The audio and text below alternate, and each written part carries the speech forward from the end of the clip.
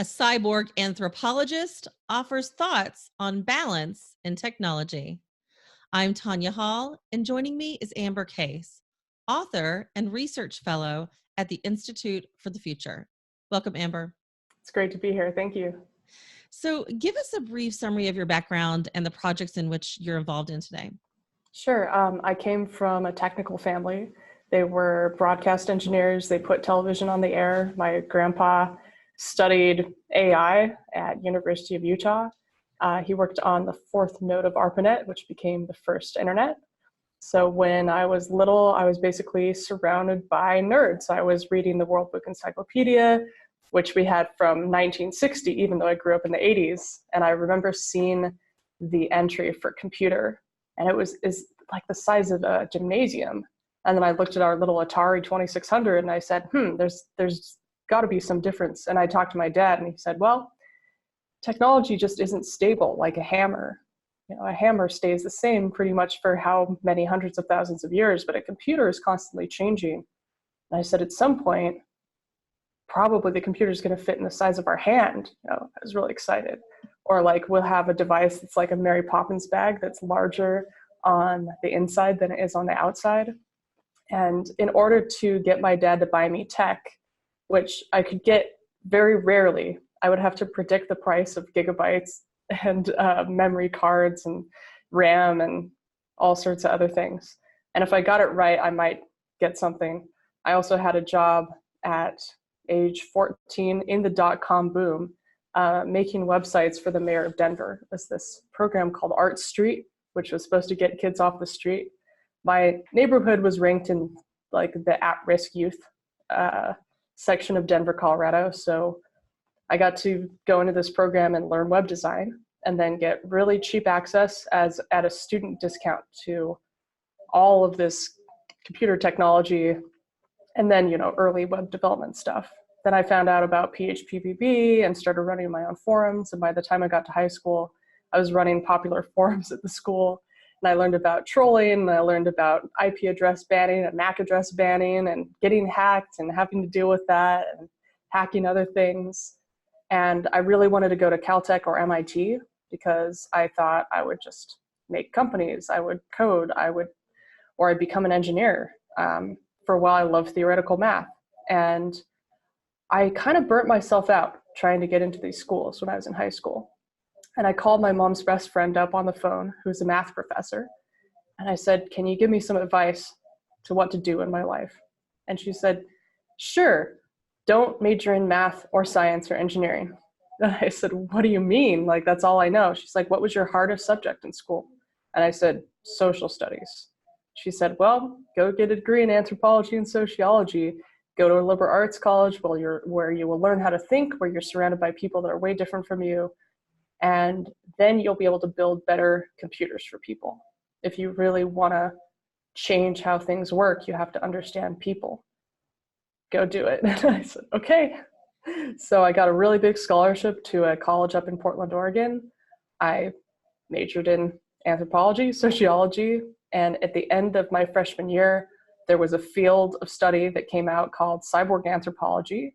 And that was all about human-computer interaction, how technology affects culture, and the idea of the cyborg not being Terminator or RoboCop, but being from a 1960 paper on space travel, that we're all cyborgs as long as we attach external tools to ourselves to adapt to new spaces.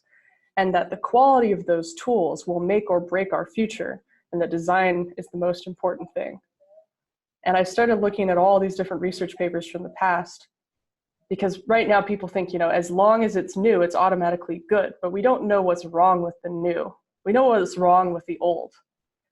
So I ended up looking into these things, and I found out that there's a field called calm technology, which is about the idea that the scarce resource in the future won't be technology, it will be our attention, and how technology makes or breaks our attention will make or break our technology.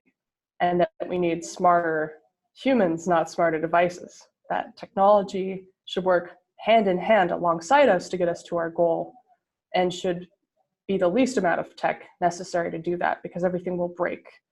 And This came out in the 80s and 90s from Xerox PARC that gave us all these printers. They had spent so much money simulating a future of pads, tabs, and boards. There's a board behind me. We have these pads and tabs in our hands. And they realized at some point that the interface was really important and how you built the tech really mattered. And so I found their old principles. One of them had died. He didn't even see ubiquitous computing, which we now know as IoT, that he predicted. And I got upset and wrote a book on it. And now I've been traveling around the world for the last 4 years talking about this kind of middle future where we think about there's one future that's either Terminator or RoboCop, and it's like really intense and it's really cool looking, but it's incredibly dystopian. Or like nobody has rights, everything breaks down. And then there's this super utopian corporate future in which everything is perfect. Everything is clean and sterile, and frankly, it's boring, right? Where it's where we all live in condos. I mean, some people call it fully automated, some people call it fully automated luxury communism. They have this idea of the space age. Well, I think we need to have technology at human scale. When people retire out of tech, they often buy a farm or run a nightclub. They want to get back to seeing the original programs grow out of the ground, fruits and vegetables. Or they go down to South America and take ayahuasca to kind of buy back the culture that they forgot, To that point, is our technology then, or our devices, if you will, becoming too smart for our own good? I don't think our devices are becoming smart at all. I think the idea of smartness is totally silly. It's such a short word that we use it as a spice to pepper stuff up in magazines, the same way that we use AI. General artificial intelligence is very different than machine learning and deep learning and low level. There's automation, there's the Industrial Revolution, we have to have scales, but because everybody gets obsessed with AI in the 60s and the 80s and the 90s and the 2000s and today, it fails because we put inflated expectations in it. We think there's a world that could operate completely outside of us, when in reality, everything that we've done with humans and computers has been alongside each other. We work alongside a hammer. And this is a very often misunderstood quote from Mark Weiser, one of the founders of Calm Tech. And he says, a good tool is invisible, but not because it's doing stuff on your behalf, but it's because you focus on the task and not the tool when you're using it. Like a hammer, you focus on the task, not the tool. A good book is an interface that you dissolve into while you're reading it. A smart home is not doing everything for you, it's giving you affordances so that you can more easily control it. And how should you do that? Do you really want to have your volume controlled by a web app? Or like I grew up in a smart home, I lived in another smart home, and then when my last co-founder and I, we made 2 other smart homes. Voice activation doesn't work when you have a dog and the dog barks. Does anyone want to play Mario Brothers with gesture control? Or voice activation? We have this idea that, voice will replace everything. AI will replace everything. Self-driving cars will replace everything. And we have to remember that the whole world, I think like a good future is in which it's very much like Star Trek, where like in the next generation, you had all the tech that was up in the sky and you could be as high tech as you wanted to. But then a lot of stuff on the earth, Picard's family was still running a winery. They were super low tech, and actually that low tech became a luxury. There's something really satisfying about working with something long term if you have that choice. There's the same kind of satisfaction of working with speed and trying to push the edges. And I like both of those things. But I think if somebody's really good at making things or farming, they should be able to farm. And maybe they can have a robot that helps them alongside them pick weeds. But the robot shouldn't be doing the whole job for them. Because it turns out that people don't want complete automation. Some people do. The people that make the tech have an idea that we want complete automation. And people might not agree with me on this, and that's totally fine. But if you talk to, oftentimes the general public, and you have some examples, there was a cake mix that came out, and it said, just add water, and nobody bought it. It was too easy. Then they had a cake mix that came out that said, just add eggs, milk, and water. Everyone said, wow, this is so easy. And they bought it. And it wasn't because it was easier. It was because people had to put in a little bit of work. And there's been a bunch of scientific research on this, that the more you work for something, the more satisfaction you have. That if you get something too immediate. I was just thinking about my mom working in television and how her job was automated around the time I was 10. And when she went back to work, she was watching a computer do the job she did before, and somebody was watching her do the job. Suddenly, instead of a brief error, the problems were catastrophic, and on a second order of automation, nobody remembered how to operate the original system. So it's not that, automation in some cases is incredibly useful. Like, you don't want to have a sewage worker doing everything manually, right? But we have to pick apart what are humans good at doing and what are machines good at doing. How do we amplify the best of each? We don't expect a dog to act like a human. We have raised dogs to work alongside us and to be our companions. Why should we expect something that's a computer to be like us or look like us or act like us? It's another species. Through most of human history, the pace of societal change has been measured in centuries. Today, societal change can be measured in months or years. Are 21st century humans, or as nations or continents, programmed to absorb change at that rate? I mean, you're talking about, high tech growing and being very intense. Are we able to absorb change at the rate that it's growing? Remember Alvin Toffler's book, Future Shock? And then Doug Rushkoff wrote a sequel called Present Shock. It's like there's so much going on in the moment right now that we can't even focus on the present. We're constantly thinking about the future. Can we get the restaurant with the best Yelp rating so that we can have the perfect experience? But while we're at the restaurant, we're actually thinking about something else. What are the moments of time that we're actually being human? And I think if people are always talking about like, wow, younger people are multitasking all the time. And then I asked them, like, weren't you multitasking up a storm when you were a kid? Isn't that what you're supposed to do? When you're growing and learning, you have the ability to absorb anything you want. And in fact, you can carry that into your 80s if you want. It's all about your brain's elasticity and like being a childlike mind. But I think in the past, we had the idea that you could have a job for 50 years and then retire, that you could live in the same home for a long time too. We don't have that anymore. We're almost in a state of nature again, where we have to fend for ourselves. And it's different. You mentioned Xerox PARC earlier. Yeah. What understanding did the people at Xerox PARC have that would be worth rediscovering today? The people at Xerox PARC were having fun.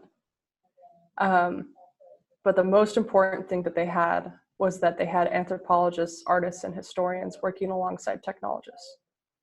The story goes like this, that Lucy Suchman, who's this anthropologist, was hired to come in and see what was going on with these printers in the 70s or 80s.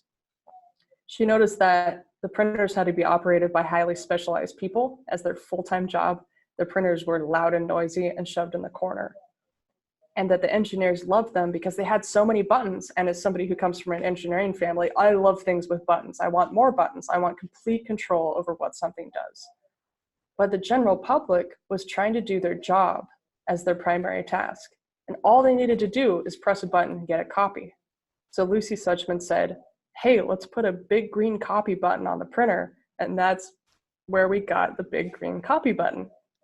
You could have hired 10,000 engineers, but because engineers like a certain thing, and that's not terrible at all, because I am one, you want to understand how people use a thing. And if it's your primary task to use a printer, heck yeah, put all those buttons on there. But people should have a choice at what level they want to participate in that tech. And there should be, not dumbing the system down, but like one key button if you don't want to learn it, and then a bunch of buttons if you want to go deep into it. Now modern printers have the big green button, and they have other buttons, and you can choose to familiarize yourself. There's an easy and an advanced mode. And I think that's really crucial. It's not that somebody's dumb if they don't want to press all the buttons. It's because their primary focus is on living their life. And we have to respect that, because at the end of the day, people don't want to automate raising their kids. They don't want to automate falling in love. Some people do. Some people want to send a bunch of scripts on OkCupid to get the perfect match, but not everybody does. And we need to allow anybody to do, the way that they want to interact. And there are a lot of things that we've lost that we need to kind of bring back. And I think one concept from the Greeks is the idea of chronos and kairos time, CHRONOS and KAIROS.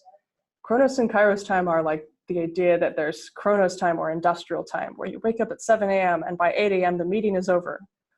And you only do a certain thing during the meeting. But then maybe you go on a company retreat and you actually figure out what you need to do because you weren't thinking the normal way. You were watching a sunset, you were eating dinner. And then you come back and there's a panic and a crisis at the company, so you can't implement it at all because companies run on like this very managerial time. Or if you're a developer and you finally get all of that code and that whole process loaded into your head, and then your manager taps you on the shoulder and it just dumps.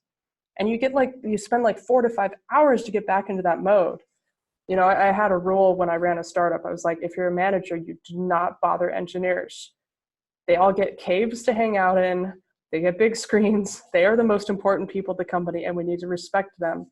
And we're going to finish our stuff on time. We're going to refactor stuff if you need to. We're going to document everything. And it became really important because these managers would just be like, hey, do you want to hear about my cat? And I'd be like, no, you need to go into your special room and do your special meetings so that our engineers can have engineering time. So that's more of the kairos time, is that it's that time that Archimedes had while he was in the bathtub, just discovering the density of materials, so that he could understand whether the king's crown was fake or not, made of real gold or not, by comparing the density of gold and weight. It's really important, right? But if our phones are constantly interrupting us and we're constantly thinking about the future and we're in this complete anxiety attack or depression, or there's too much and we have to do too many things, we don't get that kairos time. And it's in that kairos time, that childhood-like play state, that we come up with the new ideas and the interesting methods. Not everybody needs a HoloLens attached to their face in order to walk down the street.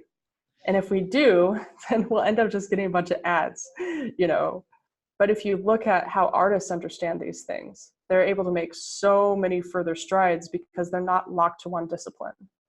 And they're also weirder. If you hire artists to break your stuff, as glorified QA people, you'll probably end up with a great QA process that you didn't expect, because they're understanding all these different perspectives and the culture in which it's placed. Good point. Amber Case, author and research fellow at the Institute for the Future. If somebody wants to connect with you, maybe they want some more ideas on how we should be thinking about this evolution of being a cyborg in today's time, how can they do that? You could follow me online at caseorganic.com or Twitter at caseorganic, and feel free to send me a message there. Thanks for listening. Absolutely. And if you guys want to find more of my interviews, you can do that right here or at tonyahall.net. Thanks for watching.